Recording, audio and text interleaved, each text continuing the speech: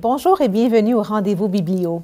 Aujourd'hui, nous avons la chance d'être en compagnie d'Éric Dupont, un auteur québécois qui a connu énormément de succès ici même au Canada ainsi qu'à l'étranger. Il a reçu plusieurs prix pour ses œuvres, notamment La fiancée américaine, qui sera d'ailleurs adaptée en mini-série cette année. Monsieur Dupont, merci d'être avec nous. Ça me fait plaisir. Vous êtes romancier et professeur de traduction. Oui. Vous avez donc évidemment un intérêt prononcé pour les lettres. Oui. Comment avez-vous découvert que vous aviez cette passion?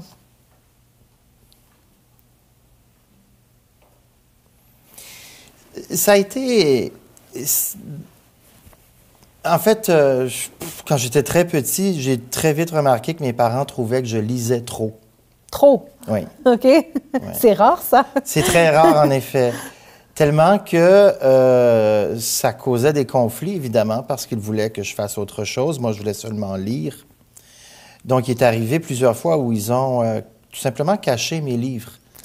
Oh, wow. Ils savaient lesquels j'étais en train de lire, ils les cachaient pour me forcer à sortir. OK. Croyant que, bon, ça allait me faire lire moins. Mais ce faisant, comment est-ce que je pourrais dire ça? Il venait juste cristalliser mon envie de lire. Ah, ça a viré contre eux. Ouais, ben c'est ça. Donc, j'avais 7 ou 8 ans quand j'ai compris que j'aimais beaucoup lire. Mais ça m'a pris plusieurs années avant de comprendre que tout le monde n'était pas comme ça. OK. Vous voyez? Donc, après, j'ai fait des études en lettres. Après, à la fin du secondaire, j'ai voulu faire des études en lettres. Et encore une fois, tout le monde me disait, va pas en lettres, fais pas ça, tu vas pas trouver à te placer, tu feras pas d'argent, etc. Ah, rira bien qui rira le dernier. Ben, non, mais c'est pas... Non, mais c'est... Et puis, plus ils me disaient ça, plus j'avais envie de faire le contraire de ce qu'on me disait. Puis ça, c'était pas seulement mes parents, mais bon. Donc, ça a été assez jeune que j'ai compris que je pourrais pas me passer des livres dans ma vie. Que j'allais en faire une vie avec l'écriture, ça, je serais pas capable de vous dire. Peut-être que c'est tellement évident que ça a toujours été tellement évident que je ne me suis pas rendu compte du moment. Voyez-vous? Comme ça a toujours été là. Vous avez fait référence à vos études. Vous Oui. avez étudié ici, au Canada, ainsi qu'à l'étranger, à l'extérieur du pays. Qu'est-ce qui vous a poussé à aller étudier à l'extérieur? L'envie d'apprendre des langues, l'envie d'être ailleurs aussi, l'envie de... J'ai grandi dans une région qui est magnifique, hein? J'ai grandi en Gaspésie, c'est vraiment très, très beau. Mais du point de vue social, il n'y a pas grand-chose à faire en Gaspésie. Puis, on grandit très souvent, surtout quand on se rend compte qu'on va faire des études, qu'on va aller plus loin que le cégep. On sait tout de suite d'emblée qu'on va quitter la Gaspésie. La question, c'est de savoir où on va aller. La majorité des gens se retrouvent à Québec ou à Montréal, un petit peu au Nouveau-Brunswick, mais de s'en aller à l'étranger comme ça, c'était pas évident. Puis là, ce qui m'a donné envie d'aller à l'étranger, c'était vraiment ça, c'était d'apprendre des langues, puis d'être devant, comment est-ce que je pourrais dire? D'être devant les choses que j'avais lues dans les livres. Ah, OK. Ou que j'avais vues dans des films. Ou Des sites historiques? Des endroits que j'avais vus décrits. La plupart des livres que je lisais venaient d'Europe. OK. C'était à l'époque où il y avait beaucoup moins de littérature et de livres jeunesse québécois. Il n'y en avait presque pas. Puis, quand on lisait des livres jeunesse, c'était la Bibliothèque verte, la Bibliothèque rose. Je suis assez âgé pour avoir connu ça. Puis aussi, comme nos bibliothèques en Gaspésie avaient 10 ou 15 ans de retard sur celles des grandes villes, on avait des livres très anciens pour notre âge. Donc, j'ai des goûts un peu démodés pour ma génération, du fait que je viens d'une région extrêmement éloignée. Et ces livres-là étaient européens. Puis ils décrivaient des guerres, des endroits, des villes, des chemins de fer, des musées, des aliments qui étaient étrangers et que je voulais voir, c'est ça. C'est à Berlin que vous avez étudié, n'est-ce pas? Oui, à Berlin, entre autres. En Autriche aussi, à Salzbourg. À Berlin. Après, ça a été... Après, ben il y a Toronto. Oui. Est-ce que ça compte? Oui. Je pense que oui. Mais Berlin, oui. Oui. Okay. Ah, ça, Berlin, ça a été quelque chose quand même. Ah oui? Là, j'ai été servi. J'ai été servi. Non, c'est que je me suis retrouvé... je parlais déjà l'allemand quand je suis arrivé à Berlin parce que je l'avais... Vous parlez allemand? Oui, je l'ai appris en Autriche, oui. OK. Oui, quand je suis arrivé en Autriche à 16 ans, je suis resté là pendant 1 an dans une famille d'accueil qui m'a repris quelques années plus tard pour que je fasse 1 année d'université à Salzbourg. Puis ensuite, je suis rentré au Canada. Puis après, j'ai obtenu une bourse pour finir ma maîtrise à Berlin. OK. Donc, quand je suis arrivé là, je parlais déjà l'allemand. Mais un gros accent autrichien, là, un gros accent des Alpes. Mais et le mur était tombé 4 ans auparavant. Je suis arrivé en 93.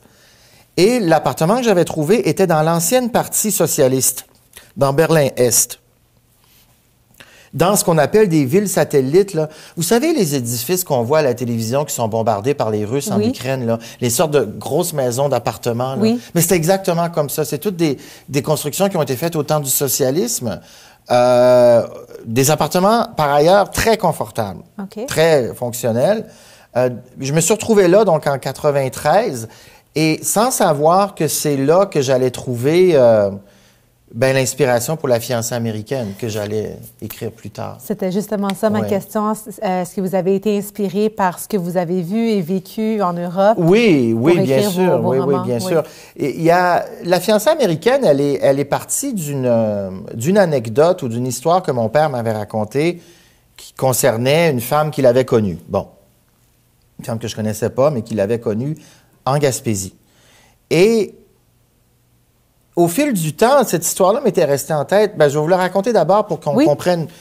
Le livre est une boule de neige, puis au centre de la boule, il y a cette histoire-là.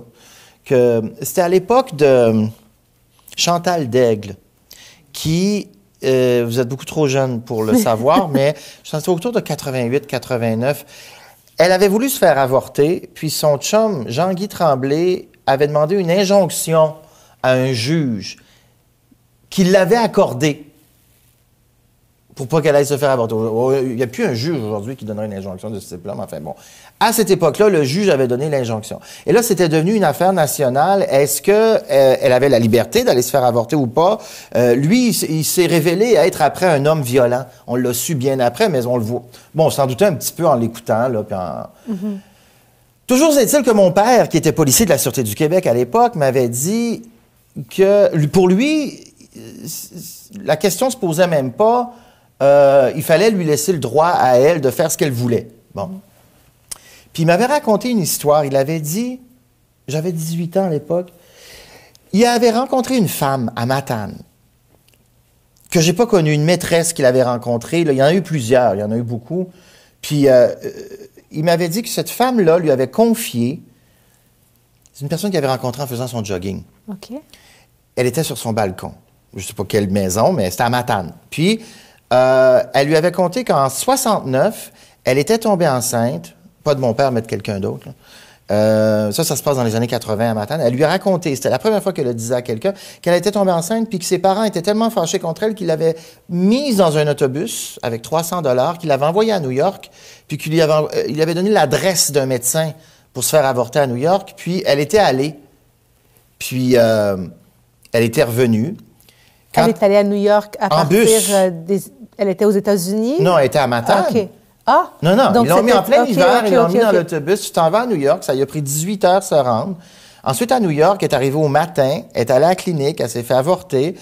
Elle n'avait pas d'argent pour se payer une chambre d'hôtel, donc le soir, elle a pris le bus pour rentrer à Matane, en passant par Montréal. Fait qu'elle est arrivée à Matane plutôt en mauvais état, elle était fatiguée, imagine-toi. Puis sa mère lui avait dit, là, t'en parles à personne. Bon. Puis mon père m'avait raconté cette histoire-là, puis j'y avais demandé, mais c'est qui? Parce que Matane, c'est pas grand. Tu sais, j'étais sûr que je connaissais la personne. C'était-tu une de mes maîtresses d'école? C'était-tu une caissière du supermarché? C'était qui? Là, il dit, ben c'est pas important qui c'était. J'ai dit, comment ça, c'est pas important? Il dit, c'est son histoire qui est importante. Il dit, je te la compte pour que ta sœur, elle monte jamais dans cet autobus-là.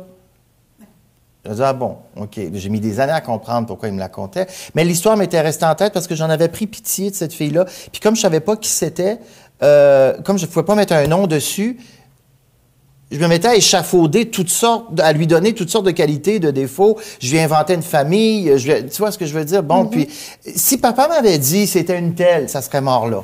OK. Tu vois? Mais comme il n'a pas voulu me le dire, il dit, c'est son histoire qui est importante. Puis bon, là, c'est resté là, autour, puis moi, je me disais un jour, il faut que j'écrive cette histoire-là. C'est trop gros. Puis là... Malgré que l'histoire en tant que telle, celle qu'on vous a racontée, elle est quand même assez courte. Oui, oui, mais ça m'avait tellement marqué ce que Pam m'avait conté. C'est quelqu'un qui avait tous les défauts du monde, mais il n'était pas conservateur. OK. Bon. Puis, donc, c'est resté dans ma tête. Puis quand je suis arrivé à Berlin, c'est ça. Bon, moi, j'avais cette histoire-là qui couvait. Je faisais mes études. Je n'étais pas prêt à écrire encore.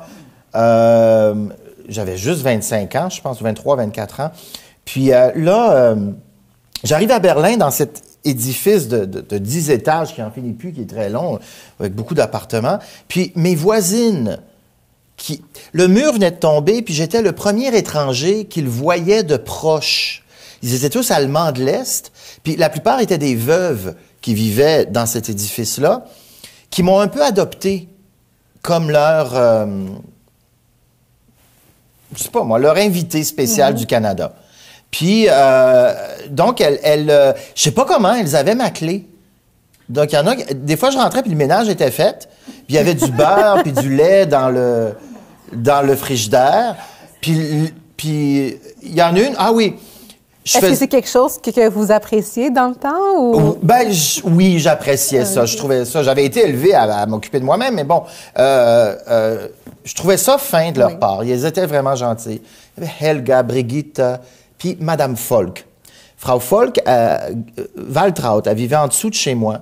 Puis Waltraud est devenue Magda dans le livre. Ah! C'est son histoire. Okay. C'est elle.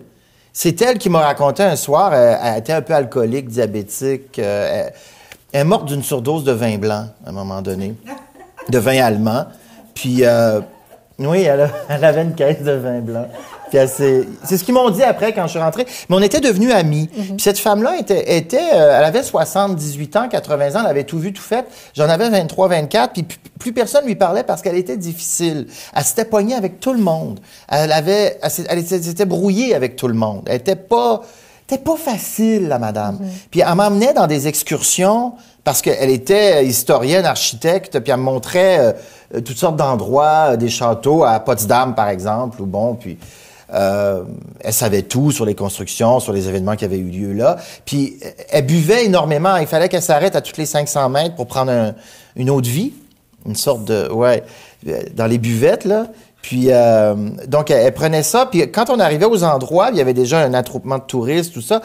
Puis, il y avait un guide qui expliquait quelque chose. Je me souviens dans une église qui s'appelait l'Alexandrovska, qui est une église russe à Potsdam. Puis, je me souviens que le guide parlait, puis qu'elle reprenait tout ce qu'il disait. Tu sais, comme... mais non, pas du tout. C'était 1780, ça. Vous voyez le genre de madame. Oui. Bon, pas comme moi. Puis moi, j'étais à côté d'elle, puis je souriais. J'avais l'air de, j'imagine, son petit-fils ou quelque chose. Ou bon. Mais je trouvais ça drôle, puis je la ramenais chez elle. Elle était trop saoule le soir parce qu'elle était vraiment... Puis on a développé une amitié comme ça. Puis un jour, elle m'a raconté... ce qui lui était arrivé pendant la Deuxième Guerre mondiale, qu'elle avait voulu être médecin, qu'elle a grandi à Berlin dans les années 30, puis que quand la guerre est arrivée, ils ont dit, là, tu ne seras pas médecin, là, mais si tu veux vraiment t'occuper des malades, on va t'envoyer travailler dans tu vas être garde-malade, tu vas être infirmière auxiliaire dans les hôpitaux de campagne sur le front de l'Est, Okay. là où les Russes attaquaient, tout ça. Donc, elle est partie vers là, et puis moi, à cette époque-là, je savais bien sûr qu'il y avait eu une guerre. Je connaissais pas les détails de la débandade allemande. C'est ça que je connaissais pas. Puis elle me les a racontés. Que quand les Russes sont arrivés et qu'ils ont fui, et puis à un moment donné, elle s'est arrêtée dans son histoire, puis elle a dit, à un moment donné, les Russes nous ont rattrapés. Puis là, elle s'est levée, puis elle a disparu dans la cuisine, puis je l'ai juste entendue sangloter. Puis là, après ça, elle est revenue, puis elle a continué l'histoire, puis bon, ils nous ont fait prisonniers, etc. Mais c'est plus tard que des gens m'ont expliqué. Ils m'ont dit, Éric, quand les Russes rattrapaient, puis que tu étais une femme, c'était... t'étais pas mieux que morte, là. Bon. C'était comme ils traitent les Ukrainiennes aujourd'hui, là, ça n'a pas changé. Donc, elle avait subi ça, elle, puis elle m'avait confié ça. Puis, quelques années plus tard, je me suis rendu compte qu'il y avait cette personne qui fuyait en plein hiver l'armée rouge qui arrivait, qui avançait avec le bataillon allemand, là, dans la neige, puis qui faisait un voyage qu'elle n'avait pas eu envie de faire. Puis que j'avais ma matanaise, ma mystérieuse, là, qui était dans l'autobus en pleine tempête de neige, puis qui s'en allait à New York, puis que les deux étaient dans une épopée qu'elle n'avait pas choisie, ni l'une ni l'autre. À partir de ce moment-là, mon but, c'était de les réunir dans un livre, tu vois? Et puis, c'est comme ça un peu que Berlin m'a donné l'envie de parler de ça aussi, l'envie de parler de l'Allemagne, de la Deuxième Guerre mondiale, mais peut-être que d'une manière dont les gens n'avaient pas entendu parler, parce que quand La fiancée américaine est sortie, moi, évidemment, c'est pas que je prenais parti pour les Allemands, non, mais comme je racontais une histoire où les Allemands, les civils, avaient été victimes, il y a des gens qui étaient étonnés, qui ont dit, mais ils l'ont pas mérité, en fin de compte? Je ne sais pas si les civils allemands ont mérité les traitements qu'ils ont eus, les meurtres, puis les... Parce que, bon, tu vois, c'était des civils en bout de ligne. Bon. Et ça a sorti, je me souviens, quand La fiancée a apparu. Mais c'est comme ça que Berlin m'a un peu inspiré, La fiancée américaine. Donc, mes voyages, oui, m'ont donné quelque chose, c'est clair. Quand vous êtes parti aux études à l'extérieur du pays pour aller chercher tous ces diplômes, quel but aviez-vous en tête? Est-ce que c'était de devenir écrivain? Ou... Ça, oui. Ça, je voulais devenir écrivain, oui. J'avais cet orgueil-là. J'avais cette... je sais appeler ça de l'orgueil. Mes grands-parents auraient appelé ça de l'orgueil, oui. Mais, pourquoi? Coquetterie. D'écrire des histoires que les autres allaient lire. Puis j'ai réussi à faire ça, puis je suis content. Je suis content. Les gens... quand je publie un livre... Les gens en parlent, les gens le lisent, ils sont contents, je peux en parler avec les gens. Oui. Puis c'est aussi une activité qui m'a fait rencontrer des personnes extraordinaires. Mon éditrice, mon traducteur, tous les gens à qui j'ai parlé pour faire mes recherches pour La route du lilas pour La fiancée. Tu finis par connaître une humanité qui dépasse le livre. Qu'est-ce qui vous a amené à écrire votre premier roman qu'on a d'ailleurs ici, Voleur de sucre, oui? Ça, c'était comme un exercice de style. C'était comme des gammes. Quand est-ce que c'était? À la fin des années 90, j'étais prof dans des écoles secondaires à Toronto. Je travaillais beaucoup. Puis à cette époque-là, je vivais avec quelqu'un qui aimait beaucoup entendre mes histoires de Gaspésie, d'Amqui, parce que je viens d'Amqui. Bon. Puis j'ai raconté les histoires de quand, avec ma grande sœur, on terrorisait tout le voisinage parce qu'on était accro au sucre, puis qu'on volait du sucre partout. On n'était pas du monde. Puis je racontais ces histoires-là, puis ils trouvaient ça super drôle. Puis moi, je me disais, ils trouvent ça drôle parce que c'est des affaires québécoises qu'ils trouvent exotiques. Bon, tu sais, on est toujours un peu les... Comment est-ce que je pourrais dire... Pour le Canada anglais, on est toujours un peu exotique pareil, là, tu sais. Bon. Puis, il dit, tu devrais écrire ces histoires-là parce qu'elles sont vraiment drôles. Fait que un été, je les ai écrites pendant les vacances scolaires. À un moment donné, je les ai écrites, puis il dit, envoie-les à des éditeurs, et il dit, ça vaut le coup. Et je les ai envoyés, et je recevais des réponses encourageantes. Donc, j'ai dit, OK, je vais continuer à faire ça. Et après, sont venus d'autres livres. Donc, c'est comme ça que ça a commencé. C'est des histoires que je contais à quelqu'un pour le faire rire. Mais ce que vous avez qualifié comme exercice a reçu 2 prix en 2006. Oui. Soit le prix Sangor de la francophonie et le prix Jevette Bernier. Donc, c'est pas rien pour quelque chose que vous qualifiez comme un exercice. Ça a été un succès. Votre premier roman a été un succès. Oui, ça a été, pour ce que c'était, c'est très court, puis c'était des souvenirs d'enfance, c'était autobiographique. Ça a été un succès, oui. Puis ça demeure, avec toutes les ventes qu'on a pu faire après, ou tous les autres livres après, ça demeure le livre préféré de ma mère. Oh. De mes livres, là, quand on lui pose la question, elle dit, c'est Voleur de sucre. Ça demeure Voleur de sucre. Elle a le droit. Bon, ben, c'est oui. vrai que... et c'est un livre qui a été traduit en anglais, n'est-ce pas? Oui, Voleur de sucre, oui. Est-ce que c'était votre idée? De le traduire? De le traduire? Tous les écrivains veulent que tous leurs livres soient traduits. Hein? Donc, c'était mon souhait, oui, c'était mon désir, mais avant que ça se produise, il faut trouver un éditeur qui est intéressé, puis tout ça.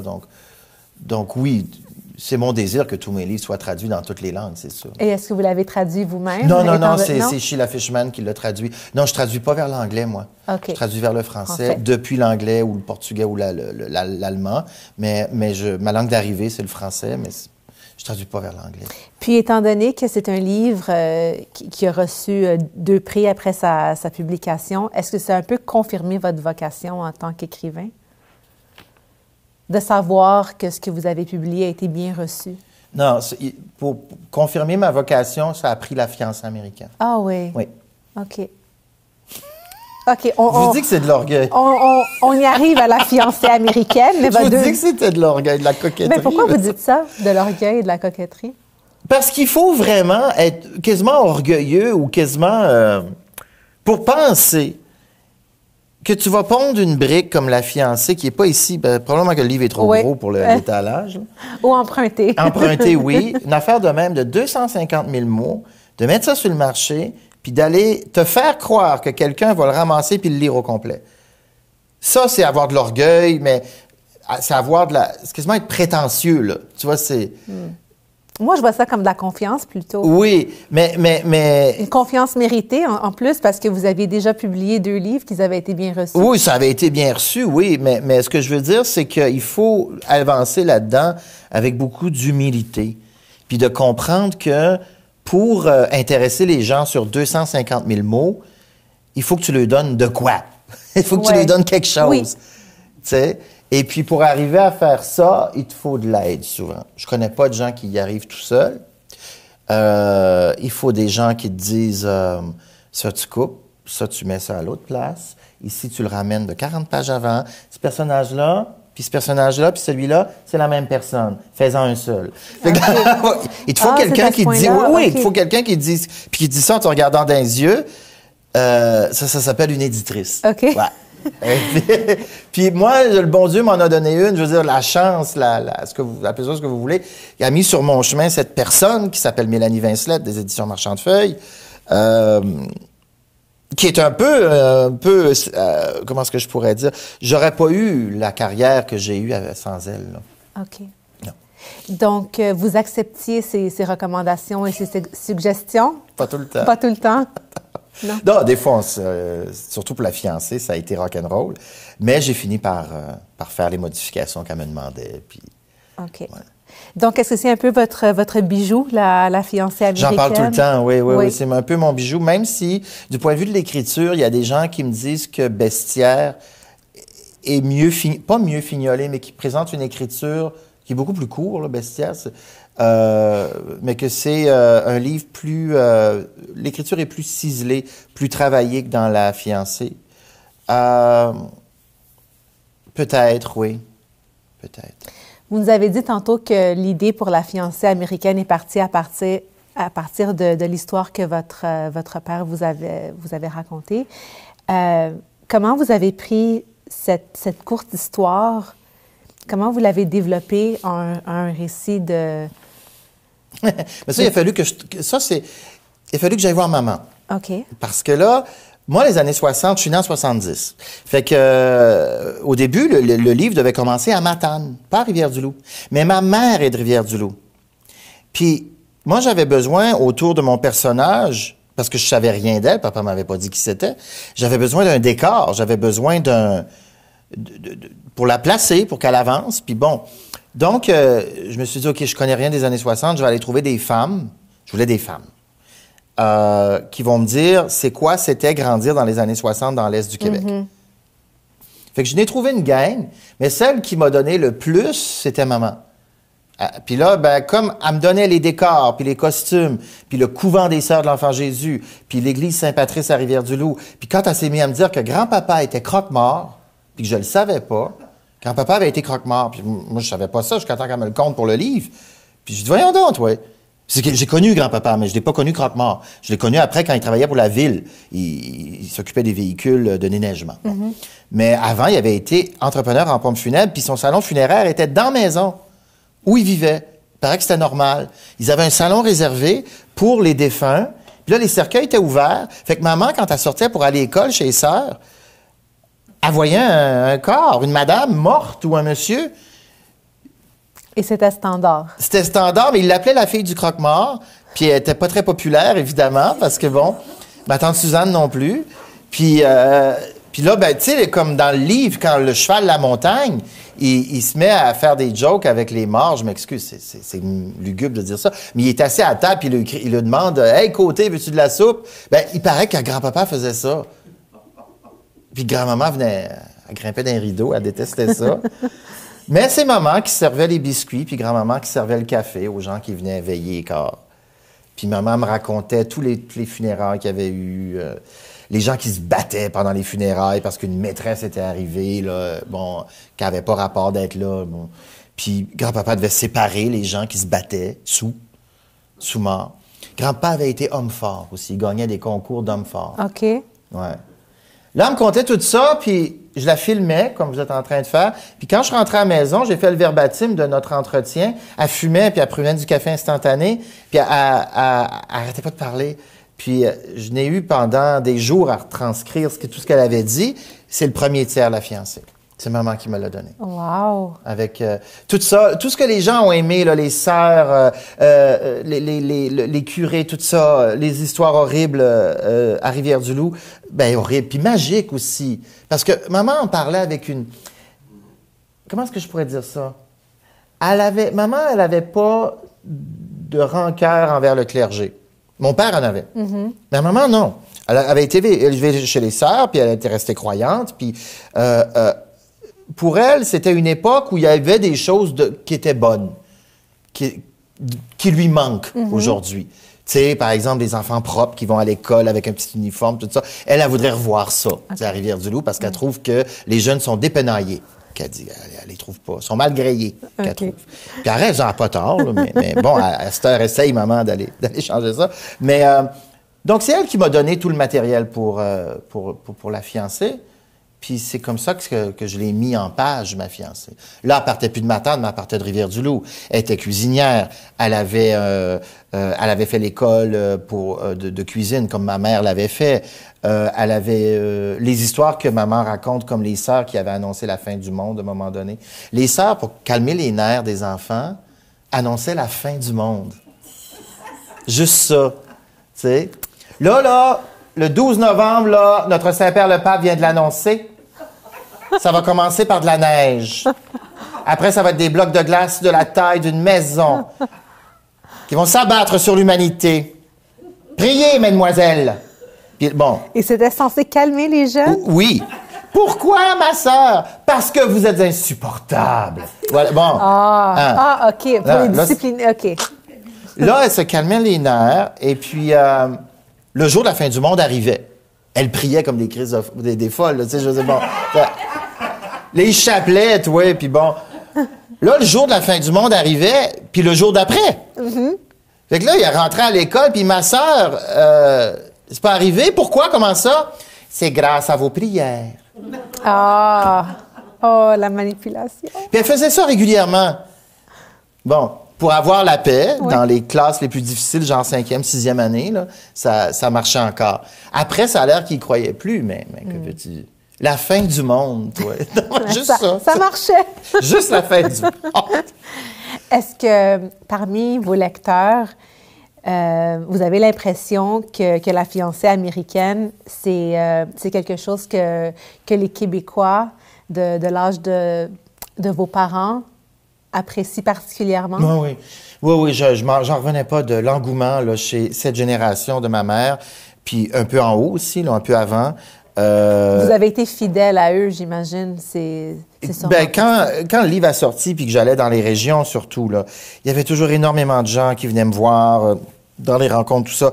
À un moment donné, il y a quelqu'un, un anglophone, qui a dit la fiancée américaine, c'est comme les disques d'ABBA. Au Québec, il y en a un dans chaque maison.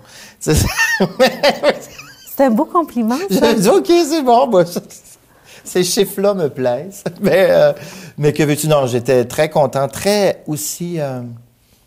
au-delà de la satisfaction de l'écrivain, je vais vous le dire ce qui me fait le plus triper quand ça arrive. C'est quand je donne mes cours ou que je suis quelque part et que les gens ne me connaissent pas, tout ça. Puis là... à un moment donné, ils se mettent à parler de la fiancée américaine ou... Puis ne sachant pas que vous êtes l'auteur. Le nom de l'auteur, ils l'oublient. OK. Ils ne savent pas. Mais le titre, ils ne l'ont pas oublié, cependant. Puis là, les gens dans mes cours, par exemple, la réflexion, c'est toujours la fiancée américaine. C'est vous, ça, quand je leur dis que je suis l'auteur. C'est vous, la fiancée américaine. Oui, c'est moi. Puis de comprendre que mon livre, l'histoire ou les histoires que je raconte ont plus de notoriété que mon propre nom, ça, pour moi, ça me donne des frissons de bonheur. Wow. Oui, oui. C'est de comprendre que c'est un livre que les gens aiment plus qu'ils aiment l'auteur. Ils connaissent pas l'auteur, ils s'en sacrent. Mais ils ont aimé l'histoire. Ils ont adoré ça. Ils ont adhéré à l'histoire. Pourquoi pensez-vous que le livre a connu autant de succès? Il y a beaucoup d'humour, ça fait rire les gens. Il y a en même temps du drame. Puis il y a aussi des situations que les gens ont reconnues. Puis il y a une manière aussi de raconter l'histoire qui fait qu'on veut connaître la fin, la suite. J'ai tendance à interrompre le récit par un autre, à tisser l'histoire. Donc les gens arrivent à la fin je sais pas moi, de la première partie de l'histoire de Madeleine. Puis là, soudainement, on parle plus d'elle pendant 40 pages. Et on recommence à parler d'elle à la page 80. Donc ça les tient en haleine, tu vois. C'était intentionnel. Oui, tout ça est fait d'une manière intentionnelle. Je pense qu'il y a le rythme du roman qu'ils ont beaucoup aimé. Puis l'humour. Les gens rient en lisant mes livres. Puis ça. Est-ce que ça vous a étonné de savoir que des gens, même à l'extérieur du Québec, ont tant aimé votre roman?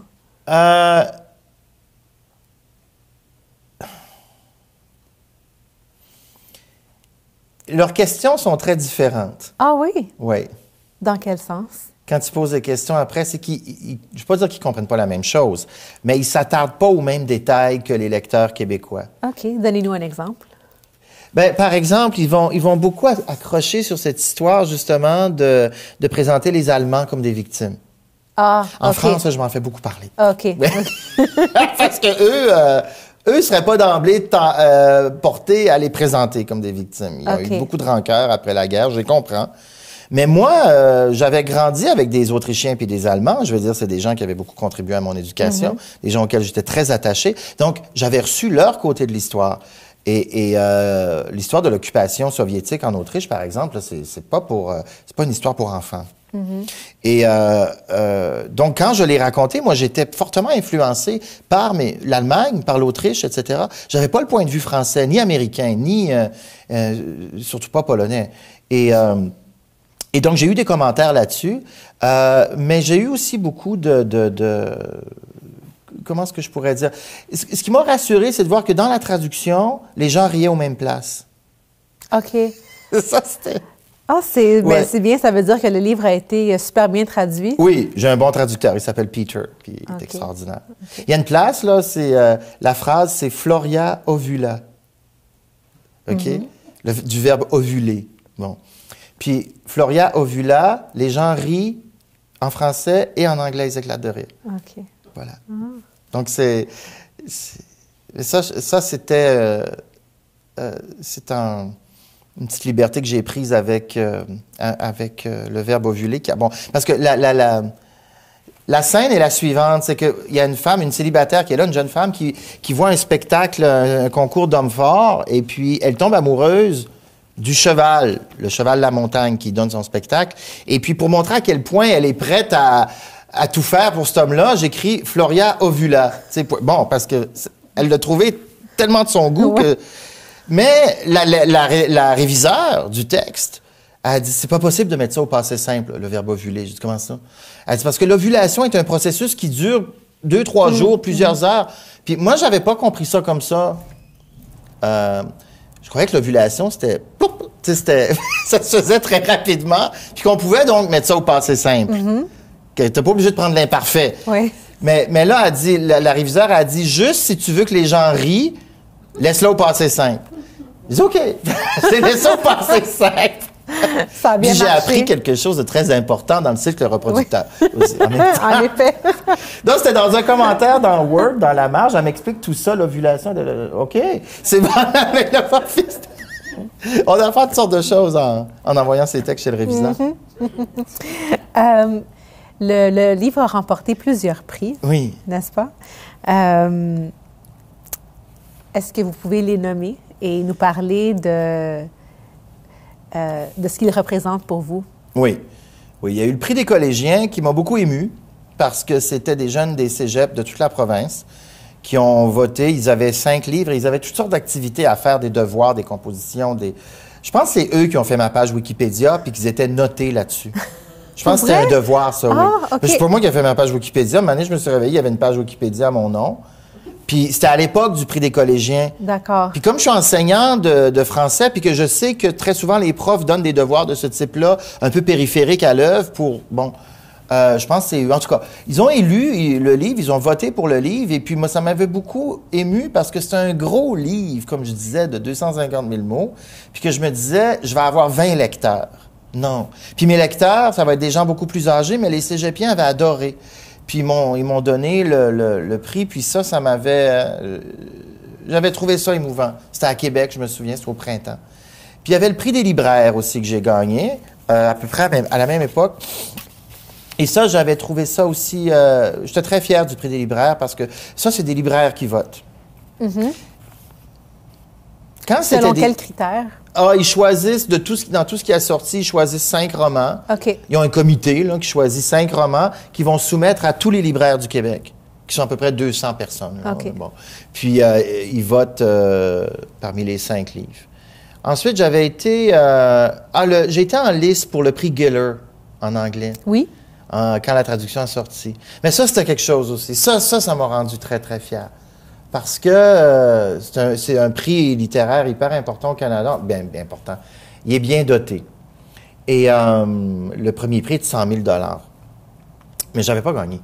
Et j'étais arrivé, j'étais dans les 5 finalistes. Et puis, ils organisaient des conférences dans toutes les villes du Canada, dans les villes importantes, Vancouver, Calgary, Toronto, Ottawa, Halifax. Dans une période de 6 semaines, il a fallu que je me déplace dans tous ces endroits-là pour des petits séjours. Et ça a été une expérience parce que j'ai rencontré d'autres auteurs aussi. Puis bon, j'ai pas gagné le prix.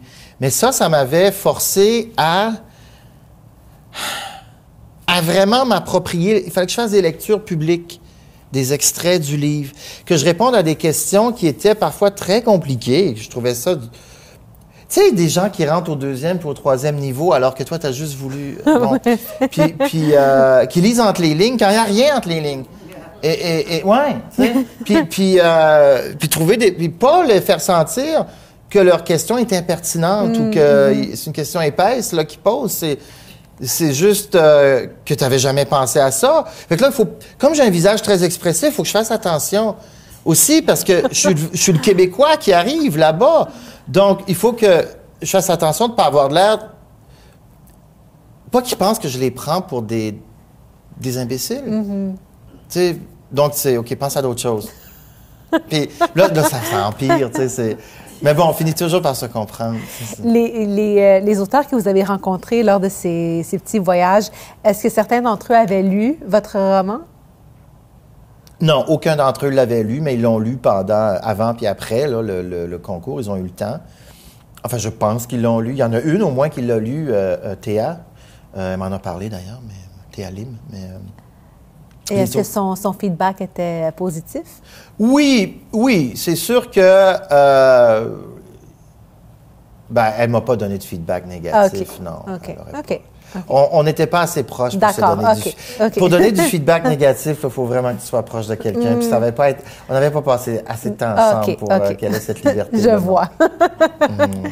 Le roman a été traduit en anglais. Oui.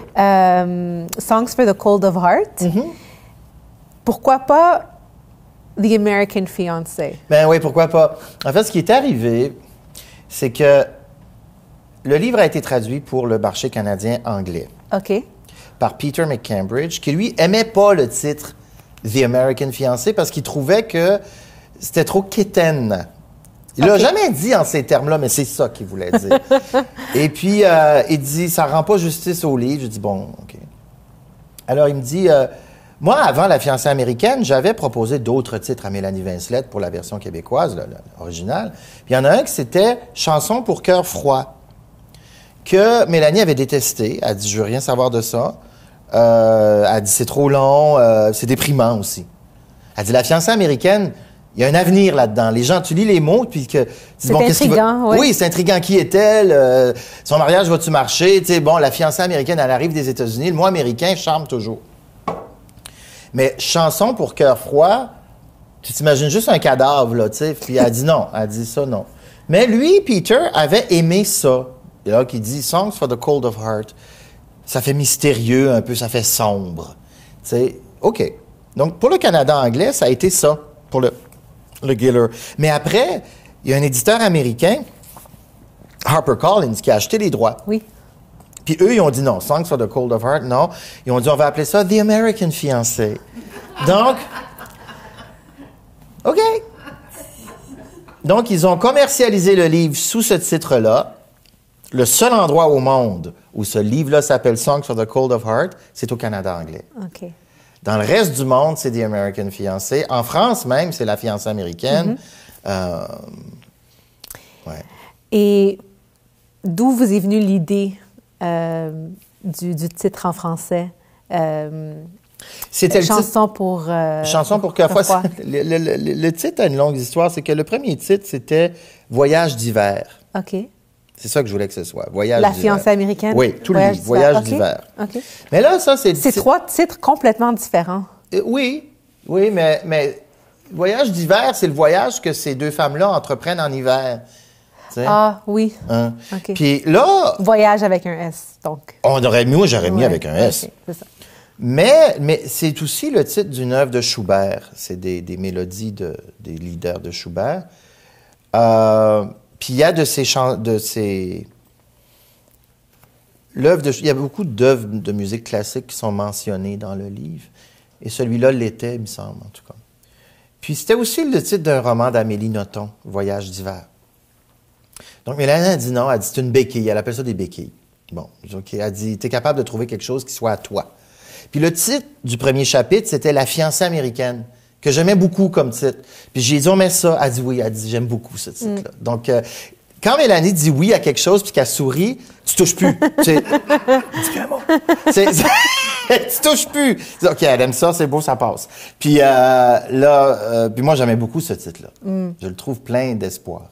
Est-ce que c'est ce titre, la mini-série qui est en train... Oui. qui est en développement. Oui. Est-ce qu'elle va s'intituler La fiancée américaine aussi? Oui. Okay. Oui. Ben, oui, c'était dans le contrat. Oui. OK. Non. C'était là. Changez pas le titre. Est-ce qu'on vous a approché pour... Oui, puis ils se sont éloignés assez vite parce que je leur ai dit, écoutez, ça c'est... Les gens qui veulent faire cette série-là, c'est des gens qui ont une identité artistique très marquée. Oui. J'ai lu un peu à leur sujet, puis en effet, c'est... C'est des gens qui se tiennent debout, qui n'ont pas besoin de quelqu'un qui va leur percher sur leur épaule, un perroquet qui va leur dire « Non, pas ci, pas ça, non. » C'est Anaïs Barbeau-Lavalette. Assez ce qu'elle fait. Fait que moi, Anaïs, on l'a rencontrée, puis je leur ai dit « Écoutez, il n'y aura pas de lettre dans le devoir dans laquelle je renie votre série. » OK? C'est votre trip. Eux, ils vont partir avec ça, puis ils vont l'amener ailleurs. Okay. Je veux pas leur nuire, puis je veux pas non plus qu'ils pensent qu'ils ont besoin de me plaire. Donc, j'ai dit, je veux pas que vous me soumettiez vos affaires, là. Faites ce que vous voulez, et puis on verra ce que ça donne. Ça vous appartient à vous maintenant. Moi, je suis occupé à faire d'autres choses, de toute façon. Oui, en effet. J'ai plus le temps. Vous travaillez sur un nouveau roman? Oui. Ben, après ça, il y a eu La route du lilas. Puis La route du lilas, qui était moins long que La fiancée, mais qui m'a beaucoup occupé aussi, a été un livre qui m'a demandé énormément d'efforts, de recherche, de voyage, Bon, ça a été plaisant, là. Mais j'ai appris à parler portugais, par exemple, pour... Vous avez vraiment un don pour les langues? Oui. Oui, j'ai appris à parler portugais parce que j'ai vécu au Brésil pendant quelques mois et que mon conjoint est brésilien, donc je voyais l'intérêt. Il parle français très bien, mais je voyais l'intérêt d'apprendre le portugais, non seulement pour le livre, mais aussi pour ma vie matrimoniale. Bon, c'est assez utile, en fait. Je ne regrette pas du tout de l'avoir appris. Et je me suis retrouvé donc au Brésil à vouloir écrire ce livre-là. Et ça m'a demandé énormément de recherche, dans des livres qui souvent n'étaient pas traduits. C'était des livres écrits en portugais, pour lesquels il n'y avait pas de traduction anglaise ni française. Et donc, j'ai fini ce livre-là, puis après, bon, là, je suis sur autre chose, évidemment, sur un autre roman, parce que La Route du Lilas, ça date de 2018. Oui. Puis là, il faudrait que je sorte quelque chose, là. Il y a eu Mes oiseaux. Il y a eu Mes oiseaux pendant la pandémie, parce que c'est tout ce que j'arrivais à écrire. Est-ce que c'est un livre qui est adressé principalement aux enfants? Oui, mais c'est les parents qui l'achètent. Il est trop compliqué pour les enfants. Ah, d'accord. Mélanie a dit, on fait des livres pour les enfants surdoués. Je dis, OK. Pourquoi pas? Donc, parlez-nous de du projet sur lequel vous travaillez présentement. Vous m'avez mentionné le nom Marie Gallagher. Marie Gallagher, oui.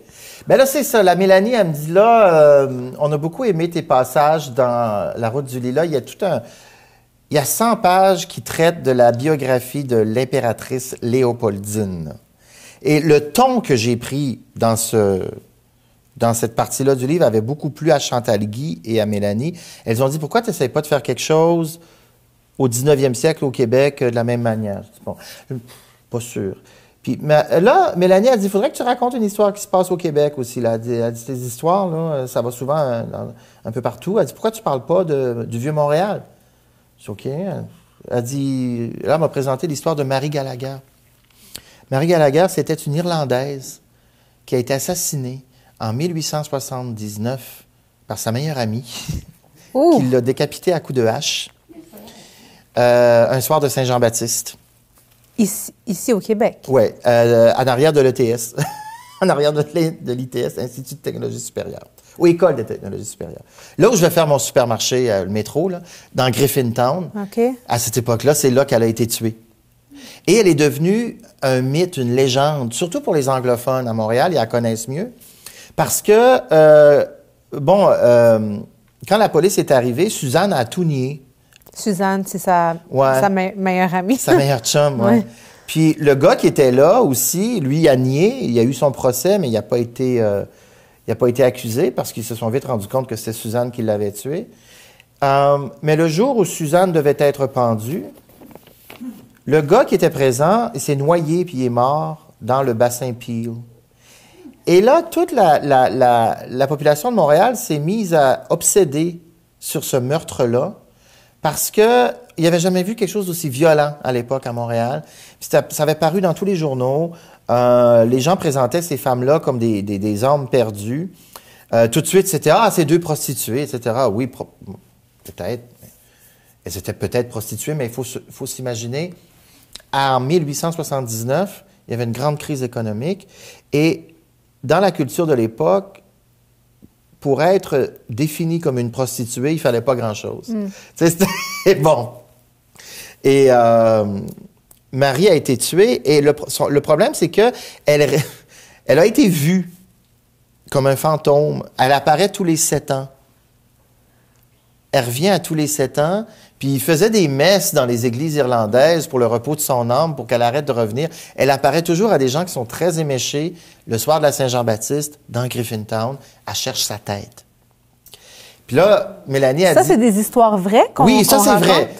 Oui. Là, Mélanie a dit, je voudrais que tu parles de ça. Je dis, OK. Fait que je suis partie avec ça, et voilà. Alors, c'est pas un roman de fiction, alors? Ben oui, c'est un roman de fiction, parce que là, on ne sait pas grand-chose sur elle. Donc, j'ai décidé de l'entourer de personnages fictifs, parce qu'on ne sait vraiment rien sur elle. Okay. On sait qu'elle est née quelque part en Ontario, qu'elle vivait à Montréal, oui, qu'elle a travaillé dans telle maison comme femme de ménage. C'est tout ce qu'on sait sur elle. Les gens pauvres, on ne sait rien sur eux. OK. Parce qu'ils n'ont pas laissé de... D'ailleurs, je ne sais pas si elle savait écrire puis lire, Marie Gallagher. Je pense que non, elle signait d'un X. Donc, sans trop nous en révéler, qu'est-ce que vous pouvez nous dire sur le roman? Ben, que j'ai commencé à m'intéresser au voyage dans le temps. Puis là, j'espère que ça va marcher. Pas pour faire un livre de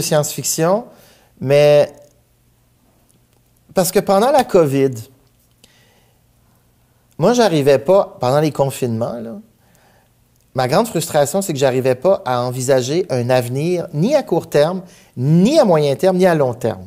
J'arrivais pas à me projeter vers l'avant parce que les autorités construisaient des murs devant moi tout le temps. Puis on savait pas où on s'en allait. Où est-ce que toute cette histoire-là allait nous mener? Donc, moi, je voyais pas d'avenir possible. Je me tournais vers le passé et je me disais, zut, si on me donnait le choix maintenant entre attendre pour voir l'avenir ou me retrouver en 1879, je choisirais 1879. Puis aujourd'hui, puis maintenant que les confinements sont finis, là. Bon, mes angoisses sont finies, parce qu'en faisant mes recherches sur 1879, je me suis rendu compte que c'était vraiment pas Jojo. Surtout quand tu vivais dans le Vieux-Montréal, quelle horreur! Le typhus, le choléra, les moustiques, la misère aussi, le monde était dans la misère. Mais là, aussi, je suis emménagé il y a 3 ans dans un endroit qui est près de... C'est dans le Vieux-Montréal, près de la Tour de l'Horloge. Puis je passe devant un édifice qui me fascine à tous les jours pour aller prendre le métro. C'est l'ancienne Miséricorde. L'hôpital de Miséricorde, qui est sur René Lévesque, qui est abandonné, qui a été ouvert en 1858 et qui accueillait les filles-mères. Puis les dernières qui ont donné naissance là, c'était en 1973. Là. Ça a été il y a des milliers de gens qui sont nés là. Je connais quelqu'un qui est né là, qui a été adopté. Un des derniers à naître là, en 72, je pense. Puis, je passe devant cet endroit-là, qui est l'édifice le plus lugubre de Montréal, c'est ça. C'est l'ancien hôpital de la Miséricorde. Puis, donc, il va jouer un rôle, évidemment. Il va être là dans mon roman, c'est sûr. Là. C'est clair. Ensuite, bon, je voulais parler un peu de la COVID. Puis Mélanie a dit non. Elle a dit, c'est pas intéressant, ça. Elle dit, parle d'autres choses. D'accord? Elle veut rien savoir de la COVID. Puis, donc, je me suis mis à m'intéresser. L'autre chose qui est intéressante dans mon quartier, quand je sors, il n'y a pas juste du lugubre. C'est que si tu regardes en direction du fleuve, tu vois pas les vestiges, mais ce qui reste d'Expo 67 qui a été éclairé le soir. Tu sais, la boule, la biosphère, le casino qui est bien illuminé, le Calder, la sculpture de Calder qui est là, qu'on voit depuis le promontoire là où je vis. Après, tu as... qu'est-ce que tu vois? Ben, c'est magnifique, c'est beau, puis ça t'inspire. Donc là, je me suis mis à être obsédé par Expo 67. Tu comprends? Là, je me suis dit, comment je vais mettre ça dans le même livre, Expo 67, puis Marie Gallagher? Ben, par le voyage dans le temps. Voilà. Donc, je suis parti un peu là-dessus. Il va y avoir beaucoup d'Expo 67 dans mon prochain livre. Et quand est-ce que vous anticipez... soit à l'automne qui vient ou automne 2024. On n'est pas certain. Ça va dépendre du travail qu'il y a à faire dessus. Ça va être beaucoup plus court que... Je me suis donné une limite là, de... Il va peut-être faire 400 pages, pas plus que ça. OK. Donc, pas 250 000 mots. non, je pense qu'il va faire 100 000 mots. OK. Oui, ou 90 000, quelque chose comme ça. OK. Et est-ce que vous pensez à un roman par la suite aussi? J'ai toujours des idées. Vous savez, quand on tue une poule, puis qu'on... On tue une poule. Donc, on regarde. Moi, j'ai eu des poules quand j'étais petit. Mais quand on les tuait puis qu'on regardait à l'intérieur, il y avait toujours des œufs à différents stades de leur développement. Hein? Il y avait tout petit, puis après, sans coquille. Ils n'ont jamais de coquille. Mais bon, à la fin, celui qui a une coquille, il sort. Puis, un écrivain, c'est un peu ça. Si vous ouvrez la tête d'un écrivain, vous allez voir des œufs, des projets qui sont petits, il y en a qui sont bien développés, mais il y en a toujours. Je comprends le parallèle. Les œufs qu'on n'a pas encore pondus. Oui. C'est ça, bon. Est-ce que ovulation. On retourne à ça! Monsieur Dupont, merci beaucoup d'avoir été avec nous. On vous souhaite le meilleur pour votre prochain roman. Et pour nos auditeurs, on vous invite à venir nous visiter à la bibliothèque Jean-Marc Belzile à La Chute pour emprunter un des livres de Monsieur Dupont ou de les acheter dans toutes les librairies du Québec. Oui. Parfait. Oui, on peut même les faire livrer chez soi. Oui. Et voilà. Merci d'avoir été avec nous. À la prochaine.